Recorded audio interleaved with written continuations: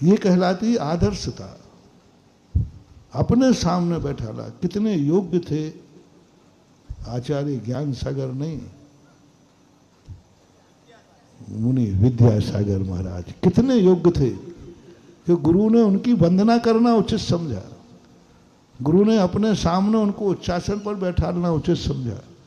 गुरु को ऐसा महसूस हुआ कि मैं शेर हूं तो मेरा चेला सवा शेर है। उनको ये एहसास हुआ कि मेरे से अधिक गुणवान, शास्त्रों में पढ़ते हैं कि नाभि राय एक बार ऋषभ देव के पास पहुंच जाते। ऋषभ देव दुनिया कहती है कि पिता बेटे के दरवाजे, तो नाभि राय कहते हैं मैं वो भाग्यशाली हूं कि मेरे से ज्यादा गुणवान, मेरे से ज्यादा पुण्यवान मेरा बेटा है। और सारी जनता को जब दुख की कहानी आई तो स्वयं ने नहीं सुलझाई। बोले मेरे को क्या पूछते हो, मेरी क्या प्रशंसा करते हो, मेरी शरण में क्या आते हो। जाओ, मेरा बेटा ऋषभ देव है, वो हमसे भी ज्यादा ज्ञानी है। जिस बेटे की प्रशंसा पिता कर दे, जिस बेटे की प्रशंसा पिता के मुख से निकल जाए वो साधारण बेटा नहीं होता। पिता के मुख से तो सदा निकलता है छोकरा, इडियट, गैलो, कुछ भी कहते हुए। पिता अपने बेटे को कभी अच्छे शब्दों से नहीं पुकारता,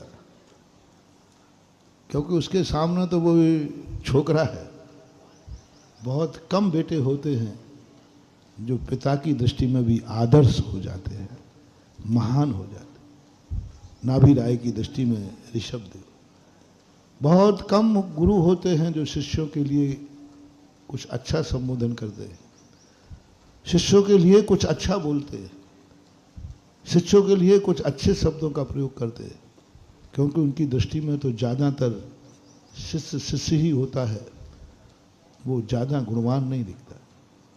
लेकिन एकमात्र ज्ञान सागर महाराज ऐसे थे जिन्होंने खुद अपने शिष्य को अपने से अधिक ज्ञानी माना, अधिक महान माना, अधिक साधन माना।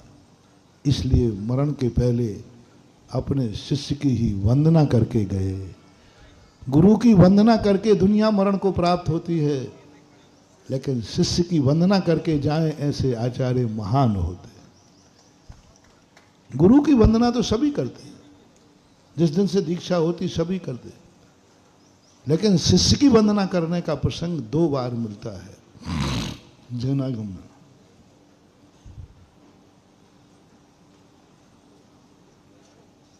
मूलाचार के अंदर पशुनंदी महाराज, ये कुछ समय जब शिष्य किसी महान प्रायश्चित लेकर के, गुरु की आज्ञा में प्रायश्चित लेकर के ध्यान में बैठ जाता है, उस समय प्रायश्चित देने वाले गुरु उस अपराधी शिष्य को जिसने प्रायश्चित लेकर ध्यान में चला गया, उसको जाकर के 3 प्रदक्षिणा देकर गुरु ऐसे शिष्य की वंदना करते हैं। कितना बड़ा महान है। अभी प्रायश्चित दे रहे हैं, अभी वो अपराधी है, दोष का निराकरण हुआ, लेकिन प्रायश्चित में वैसे ध्यान में बैठा, गुरु पीछे उठाते हैं उसी शिष्य की 3 प्रदक्षिणा देके नमस्कार करते हैं। एक गुरु के द्वारा शिष्य की वंदना उस प्रसंग में दृष्टिगोचर हुई। दूसरी दृष्टिगोचर हुई जब स्वयं आचार्य गुरु अपना पद अपने सामने शिष्य को देकर उसकी वंदना करते हैं, शिष्य को अपने सामने उच्चासन पर बैठालते हैं। उस समय शिष्य गुरु के द्वारा वंदनीय होता है। अभी तक मुझे शायद महान में कोई साइड में कोई हो तो उसको पता नहीं, मूल परंपरा के अंदर आज तक किसी को यह सौभाग्य नहीं मिला कि किसी गुरु ने अपने शिष्य की वंदना की हो। समाधि के समय उच्चासन पर बैठाला हो, किसी गुरु ने अपने शिष्य को उच्चासन पर बैठाला हो, ऐसा कोई मूल परंपरा में देखने में नहीं आया।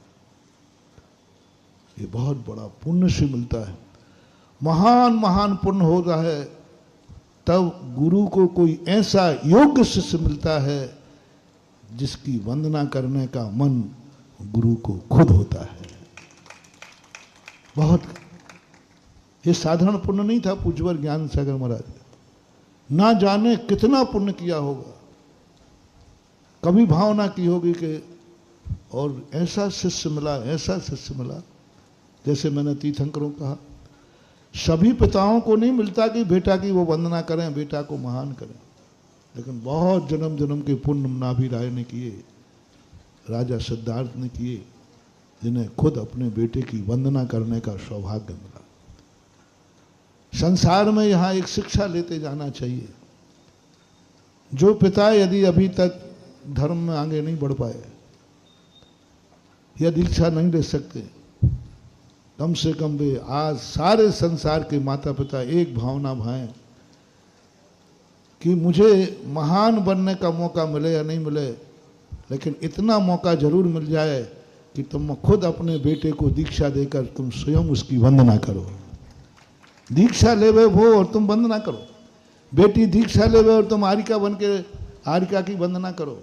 धन्य है वो महान, धन्य है वो माँ जो अपने ही बिटिया की वंदना करती है आरिका बन जाने के बाद। धन्य है वो पिता जिसने बेटे को जन्म दिया, बेटा मुनि बन गया और वो खुद जाकर उसकी वंदना करता है, वंदना का सौभाग्य मिलता है। बहुत बड़ी चीज है महान। धन्य है वो पति जिसको ऐसा सौभाग्य मिले कि पत्नी आरिका बने और पति जगत पूज्या की वंदना करने जाए। ये बहुत कम मिलते। जिन्होंने तुम्हारी पूजा की है वो तुम्हारी पूजा करने के लिए बाध्य हो जाए। जिसने तुम्हारी पूजा की, बेटा ने तुम्हारे चरण छुए हैं, बेटा ने तुम्हारी वंदना की है, बेटा ने तुम्हारे लिए बड़ा माना है, ये बेटे का बड़प्पन है। क्या पिता का पुण्य है कि बेटा इतना महान हो जाए कि पिता उसकी वंदना करने के लिए लालायत हो जाए? तो सब पिताओं से मेरा कहना है, एक बेटा ऐसा जन्म दो जो जन्म के समय तो वो तुम्हारी वंदना करे और बड़ा होने के बाद पिता बेटे की वंदना करे, यानी वो मुनि बन जाए। वे पिता धन्य हैं जिन्होंने अपने बेटे को मुनि अवस्था में आंखों से देखा। वे पिता धन्य हैं जिन्होंने अपने बेटे को जगत पूज पंच परमेष्ठी पद पर देखा। वे पिता महान हैं जो अपने बेटे के ही चरण धो करके गंधोदक लगाते हैं मुनि बनने के बाद। वे पिता महान पुण्य से होते हैं जो अपने बेटे की हुई पूजा करते हैं मुनि बनने के बाद। वे माताएं धन्य हो जाती हैं जिनकी खुद की बिटिया आरिका बन जाती है।